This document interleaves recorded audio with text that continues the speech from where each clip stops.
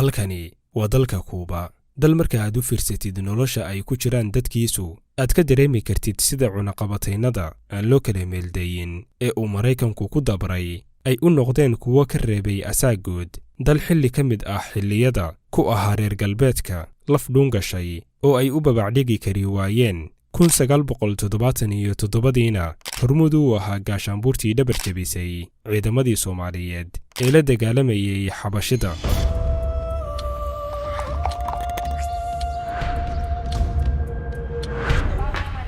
muuqaalkeenna maanta ayaynu ku eegi doonnaa sooyaalka dalkan sababta keentay in maanta uu noqdo mid ka mid a dalalka ugu saboolsan adduunka, sababihii keenay in 1977 uu dhabar jabiyo ciidamadii Soomaaliya iyo sidoo kaleba gabadfalladii uu u geystay Soomaalida. magacaygu waa Cabdiraxmaan Cumar, halkanina waa Waaberi Media. ku soo dhowaada daawadayaal muuqaalkeenna maanta.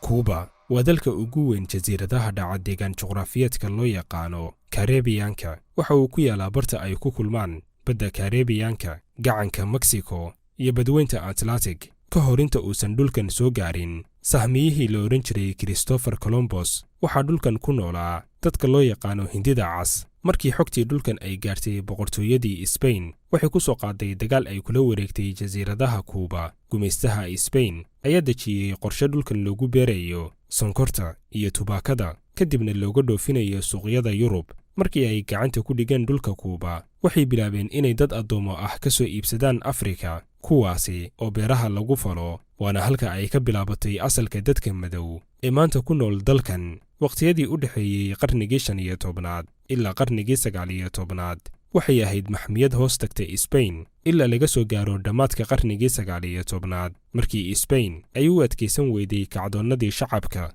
ee lagu diidanaa joogiddeeda, ugu dambeynna sannadkii 1898 ayay Spain ka guurtay Kuuba. markii uu meesha ka baxay xukunkii Spain, waxaa dhulka Kuuba xoog ku qabsaday Maraykanka oo doonayay in dhulkan beerashada ku wanaagsan uusan gacan kale ku dhicin. waxa uu Kuuba ka dhisay dowlad ismaamul hoose ah oo Maraykanka hoos tagta, wuxuuna qorshuhu ahaa in Kuuba ay ka mid noqoto gobollada Maraykanka. shacabka Kuuba oo muddo dagaal kula jiray Spain ayaa mar kale diiday xukun cusub oo gumaysi ah, waxayna dagaal kale kala hortegeen Maraykanka 4 sano oo kacdoonno ah. kadibna Maraykanka ayaa Kuuba dib uga laabtay sannadkii 1902. sidaasi ayayna Kuuba ku noqotay dal madax bannaan. taariikhda casriga ah ee Kuuba waxaa ugu weyn afgembigii dalkaasi ka dhacay sannadkii 1959. koox dhalinyaro ah oo xambaarsan afkaarta shiyuuciga ah, taageero xoogganna ka helayay Soofiyeetka, ayaa afgembi kula wareegay xukunka dalkaasi. kooxdan waxaa hogaaminayay Fidel Castro oo ka mid ahaa siyaasiyiintii ugu hadalka adkaa intii uu socday dagaalkii qaboobaa. wuxuu ahaa saaxiibka daacadda ah ee Soofiyeetka iyo sidoo kale fallaar wadnaha kaga taagan Maraykanka. Castro waxa uu Kuuba xukumayay 52 sano. sida ay qortay shabakadda ABC, cadaawadda dhex martay Kuuba iyo Maraykanka ayaa sababtay in Fidel Castro uu ka badbaado wax ka badan 600 oo isku day dil ah oo ay soo abaabushay CIA-da Maraykanka. Castro oo saaxiib daacad ah u ahaa Soofiyeetka ayaa sannadkii 1962 ka oggolaaday in ay Kuuba ku rakibtaan madaafiic lagu weerari karo Maraykanka haddii uu dagaal dhex maro Soofiyeetka iyo Maraykanka. Kuuba waxay safka hore kaga jirtay ka qaybgalka dagaallo, afgembiyo iyo shirqoollo kale oo Soofiyeetka iyo dalalka galbeedka u dhexeeyey intii uu socday dagaalkii qaboobaa. Soofiyeetka ayaa dhaqaale ahaan ka taageerayay Kuuba si aysan saameyn ugu yeelan xayiraadihii Maraykanku uu saarayay.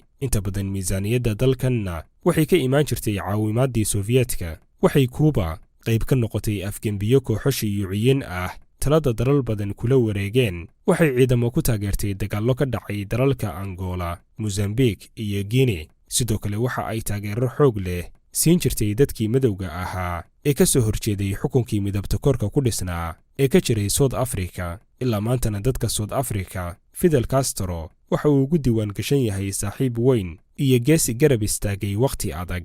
dagaalkii 1977 dhex maray Soomaaliya iyo Itoobiya, Kuuba oo ku socota amarka Soofiyeetka ayaa 16,000 oo askari ku taageertay Itoobiya waxayna ciidankaasi dhabarjabin ku sameeyeen ciidankii xoogga dalka oo wakhtigaasi guulo waaweyn ka samaynayay dagaalka. diyaaradaha Sofiyeetka ayaa ciidanka Kuuba ku dejiyey dhabarka dambe ee Jigjiga si ay duulaan dhabarjabin ah ugu sameeyaan ciidankii Soomaaliyeed ee horay u sii socday. waxay sidoo kale ciidamada Kuuba duqeymo waaweyn u geysteen shacab Soomaali ah oo ka qaxayay dagaalka, taasi oo dhibaatada dagaalka ku sii cuslaysay jabhadihii iyo ciidamadii Soomaaliyeed ee doonayay in dhulka Soomaali galbeed laga xoreeyo maamulka Itoobiya. markii uu burburay midowgii Sofiyeetka, waxaa burbur xooggan u soo gaaray dhaqaalihii Kuuba oo markii hore sidaynu soo sheegnay si weyn ugu tiirsanaa kaalmada Sofiyeetka. Maraykanka oo cilgaamuray u qabay dalkan ayaa si laba jibaaray xayiraadihii dhaqaale ee uu saaray,